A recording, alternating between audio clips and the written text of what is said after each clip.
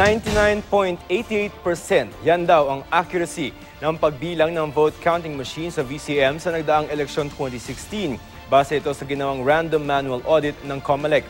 Sinilip sa manual audit ang 678 mga VCM mula sa 715 sample na clustered precincts. Ikinumpara ang mga ito sa mga election return. Pero ayon kay COMELEC Commissioner Louie Guia, may 14 na clustered precincts na may mga nawawalang balota.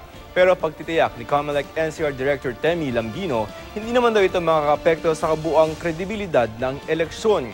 Makikita naman daw kasi sa mga election return kung ilang boto ang natransmit ng VCM at kung ito rin ang bilang ng mga botanteng aktwal na bumoto. Pinuri rin ng Philippine Statistical Authority ang pagbilang ng mga VCM. Based on the result, 99.8 is almost perfect. As a statistician, the RMA is based on sampling. And then, yung sampling na to ay meron kang a certain confidence, a certain level na masasabi mo na reliable yung information na binibigay at